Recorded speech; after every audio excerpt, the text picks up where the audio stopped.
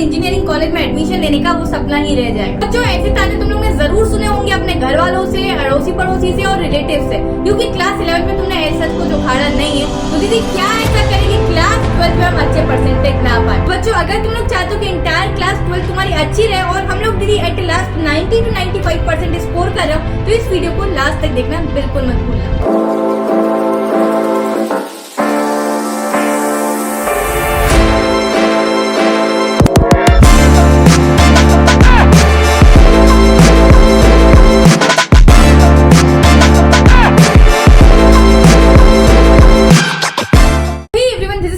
Welcome back to my channel Dreams Learning. तो class 12 वाले सभी बच्चों का मैं हार्दिक स्वागत करती हूँ मेरे इस चैनल पर। आप सभी लोगों को एक स्मॉल इंट्रोडक्शन में मेरा दे देती हूँ। My self Sakina Ali. बच्चों मैं खुद एमएससी फिजिक्स हूँ और यहाँ मैं यूट्यूब पर 3 साल से ज्यादा सभी बच्चों को पढ़ा रही हूँ और मैंने मिलियंस ऑफ स्टूडेंट्स को तुम्हारे जैसे टीच किया है और सभी बच्चों के 98% मेरी गाइडेंस से आते हुए मैंने देखे। तो चलिए आप किस चीज की दे रहे हैं, तुम लोग को ऐसी चीजें नहीं करनी जिससे कि आप तुम लोग को ये ताने ना पड़े और तुम्हारे 98 और 95% ला के रहे। अब यार बच्चों क्लास 11 का रिजल्ट आ चुका था और उसके बाद पड़ी थी बहुत सारी डांट और बहुत सारी मार। ठीक है, बहुत सारे बच्चों को अभी भी मार पड़ती होगी क्योंकि यार क्लास 11 में हमने एसएच को उखाड़ा नहीं। जितने एक्सपेक्टेड परसेंटेज थे उससे तो कहीं ज्यादा हम नीचे परसेंटेज लेकर आ चुके हैं। अब दीदी बारी है क्लास 12 में अपने आप को प्रूव करने का, अपने आप को साबित करने का कि हम कुछ कर सकते हैं। क्लास 11 में तुमने कुछ उखाड़ा नहीं है, डिमोटिवेशन अब आ रहा होगा जब घर वालों से ताने पड़े होंगे। अब तुम लोग को ऐसा लग रहा होगा कि सभी घर वाले बोल रहे थे 11th में तो अच्छे नंबर आए नहीं है, तुम लोग जेईई और नीट कैसे निकाल लोगे। जो तुम्हारा मेडिकल कॉलेज तक पहुंचने का सपना था, इंजीनियरिंग कॉलेज तक पहुंचने का सपना था, वो सपना ही रह जाएगा।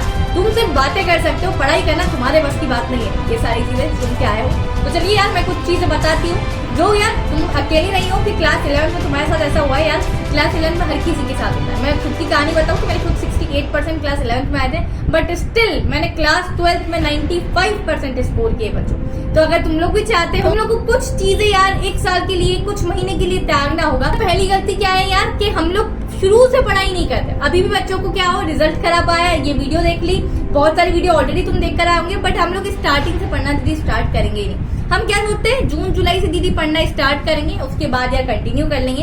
पर तुम ये चीज भूल रहे हो कि क्लास 12 इतना आसान नहीं है। ऑलरेडी तुम कुछ बैकलॉग्स लेके बैठे हो जो क्लास 11 के, जो तुम लोग को क्लास 12 में पूरे करने हैं। इसके साथ बच्चों तुम किसी ना किसी कॉम्पिटिटिव एग्जाम की तैयारी कर रहे होंगे, तो सीयूईटी हो, चाहे वो जेईई हो, चाहे वो नीट हो या फिर कोई और एग्जाम। तो यार तुम लोग को एक चीज ये समझना है कि तुम लोग को बोर्ड्स का सिलेबस तो करना ही करना है, साथ ही साथ अपने कॉम्पिटिटिव एग्जाम्स की तैयारी भी करनी। तो उसके लिए यार अभी से पढ़ना होगा। एक टास्क हर रोज का लिख के रखोगे, कम से कम यार मुझे एक चैप्टर के इतने कम से कम 8 पेजेस को रीड करना है, एक चैप्टर करना है, मुझे आधा चैप्टर करना है। जो भी तुम्हारे कैपेबिलिटी के अकॉर्डिंग तुम्हारा टास्क तुम लोग लिखो टू डू लिस्ट में और उसको नेक्स्ट डे कंप्लीट जरूर होना चाहिए। बच्चों एक चीज तुम मान लो या अगस्त सितंबर में तुम्हारे सबसे पहले हो चुके होंगे हाफ ईयरली, जिसमें तुम्हारा 50% ऑफ द सिलेबस आ रहा होगा। बट अगर तुमने अभी से पढ़ना स्टार्ट नहीं किया होगा तो अगेन तुम्हारे मार्क्स खराब आएंगे, अगेन डिमोटिवेट फील होंगे, अगेन घर वालों से ताने पड़ेंगे, चप्पल पड़ेगी और अगेन तुम लोग को ये ताने सुनने को मिलेंगे कि पैसे बर्बाद कर रहे हो, उसके अलावा कुछ नहीं कर सकते हो तुम। ठीक है, नवंबर दिसंबर में बच्चों एक रियलिटी चेक बता दो, तुम्हारे फर्स्ट और सेकंड प्री बोर्ड्स भी हो चुके होंगे। तो अब तुम जरा उंगलियों पे काउंट करके देखो कि तुम्हारे पास कितने मंथ्स है और तुम अभी किस स्टेटस पे हो। बच्चों ये अप्रैल में वीडियो मैं शूट कर रही हूँ, आई डोंट नो तुमने कब इस वीडियो को देखा होगा, बट प्लीज मेक श्योर कि जब भी इस वीडियो को देख रहे हो तब सीरियसली आज से अभी से पढ़ने बैठ जाओ। अब एक बात बता रही थी, अपना हम लोगों ने इतने टाइम से देखा है, जनवरी में हमारा आ जाएगा जेईई मेंस का फर्स्ट अटेम्प्ट, जिसके लिए हम इतने टाइम से तैयारी कर रहे थे बच्चों। मेरा जो एक कजिन है वो जनरल कैटेगरी का स्टूडेंट था बच्चों, कोई उसके पास वो भी नहीं था, रिजर्वेशन कोटा नहीं था, बट स्टिल उसने बच्चों क्रैक करके दिखाई जेईई और वो अभी फिलहाल आईआईटी अहमदाबाद में। तो तुम सोच सकते हो कि अगर जनरल कैटेगरी के बच्चे स्कोर कर सकते तो तुम भी कर सकते हो। जरूरी नहीं कि हर बार रिजर्वेशन कोटा के बच्चे ही निकलते हैं। बात करते हैं कौन सी ऐसे रिसोर्सेज है जहां से पढ़ना है, क्योंकि हम लोग क्या करते हैं कि दीदी ये भी पढ़ लूं, ये भी पढ़ लूं, इस वाली बुक से भी मुझे पढ़ लेना चाहिए, अच्छा मेरे दोस्त के पास वो बुक है तो वो भी मैं ले लूं, टॉपर ने इस बुक से पढ़ा था तो मुझे भी इस बुक से पढ़ना है, क्योंकि टॉपर इसी तरीके से बनते हैं। टू मच रिसोर्सेज के कारण तुम टू मच फंस जाते हो और टू मच फंसने के कारण हमारी लाइफ में कोई सही डिसीजन हो नहीं पाता है। सबसे पहले एक चीज याद रखो, एनसीईआरटी तुम लोग को लेनी ही लेनी है बच्चों। किसी भी चीज की तैयारी कर रहे हो तुम लोग, चाहे बोर्ड की कर रहे हो चाहे कॉम्पिटिटिव एग्जाम की कर रहे हो, तो एनसीईआरटी दोनों में काम आएगी। अब बात करते हैं नेक्स्ट चीज पर कि दीदी हम मल्टीपल गाइड बुक्स ले लेते तो मत लो, एनसीईआरटी खुद इनफ है बच्चों। हर गाइड बुक पे अपने अपने कुछ अलग लैंग्वेजेस लिखी होगी, कुछ अलग अलग तरीके से फॉर्मुलाज को डिराइव किया जाता है और हम वापस से फंस जाते हैं। एनसीईआरटी के साथ तुम और क्या ले सकते हो? ले सकते हो तुम प्रीवियस ईयर क्वेश्चन पेपर्स की बुक, जिससे तुम लोग को ये समझ में आ जाता है कि सीबीएसई किस टाइप के क्वेश्चन को पूछता है और इस बार क्या प्रोबेबिलिटी कि सीबीएसई किस टाइप के क्वेश्चन को पूछेगा। तो अगर तुम लोग किसी प्रीवियस ईयर क्वेश्चन पेपर की बुक लेना चाहते हो तो ओसवाल गुरुकुल की बुक ले सकते हो। इनकी बहुत तगड़ी बुक आती है बच्चों। इस बुक में सारे सब्जेक्ट्स कवर है। अगर तुम पीसीएम स्टूडेंट हो, फिजिक्स केमिस्ट्री मैथ्स, तो तुम लोग के लिए ये बुक अवेलेबल है। अगर तुम पीसीबी स्टूडेंट हो, फिजिक्स केमिस्ट्री बायोलॉजी, तो तुम्हारे लिए ये बुक अवेलेबल है। अच्छा, इसके साथ आप लोग का हिंदी इंग्लिश इसमें इंक्लूडेड होता है और कंप्यूटर साइंस वाला सब्जेक्ट भी इसमें इंक्लूडेड होता है। तो let me know in the comment section किस किस बच्चे ने कंप्यूटर साइंस सब्जेक्ट लिया है। इसके बाद जब सीबीएसई ने अभी रिलीज नहीं किए सैंपल पेपर, तो अभी मैं तुम लोग को लास्ट ईयर तक के सैंपल पेपर मैं प्रोवाइड करवा देती हूँ मेरे टेलीग्राम ग्रुप पर बच्चों। टेलीग्राम ग्रुप का नाम आप लोग को पता है, ड्रीम्स लर्निंग, उस पर जाके आप लोग डाउनलोड कर देना। जब इस साल के सैंपल पेपर सीबीएसई रिलीज कर देगा बच्चों, तो मैं वो भी चीजें तुम लोग को प्रोवाइड यहाँ पर करवा दूंगी, तो उस चीज की टेंशन मत लो, ठीक है। अब बात करते हैं और क्या चीज है जिसमें तुम फंस जाते हैं। एक तो पहली चीज है तुम्हारे जो वीक सब्जेक्ट्स होते हैं उसके लिए तुम ऑफलाइन कोचिंग जाते हो।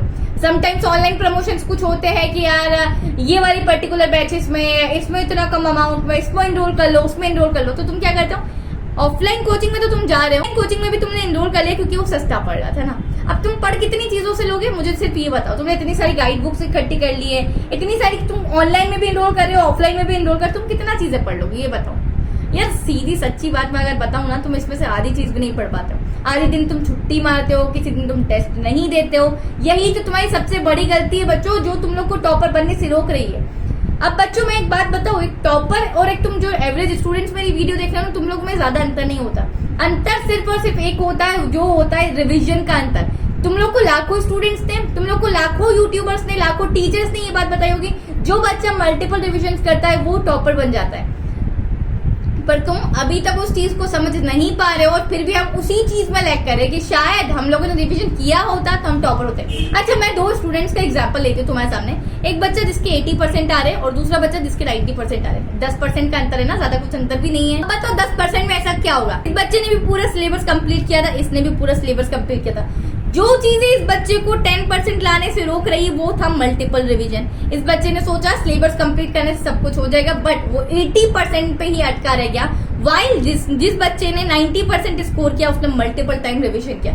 अभी भी यार एक बहुत बड़ी चीज नहीं है यार मल्टीपल रिवीजन करना। देखो यार, सिलेबस एक बार कंप्लीट करना हर बच्चा कर लेता है। एक बार सिलेबस कंप्लीट करने के बाद बच्चे देते मल्टीपल टेस्ट, मल्टीपल रिवीजन, सभी चीजों की प्रैक्टिस करते, चाहे एमसीक्यूज हो, 2 मार्क क्वेश्चन हो, 3 मार्क क्वेश्चन हो, मल्टीपल सैंपल पेपर सॉल्व करते, प्रीवियस ईयर कोई क्वेश्चन बैंक सॉल्व करते हैं। तो ये सभी चीजें करते हैं। मैंने अभी आप लोग को बताया ओसवाल गुरुकुल के क्वेश्चन बैंक, आप लोग चाहे तो उसको ले सकते हैं, लिंक डिस्क्रिप्शन में। तो यार इतनी सारी चीजें करने के बाद हमारे आते हैं 95%। देखो हम एक टारगेट बना के चल रहे हैं कि 90% स्कोर हम लोग को किसी भी हालत में आना ही चाहिए। उसके ऊपर जो आ गया वो हमारे लिए बोनस है, ठीक है।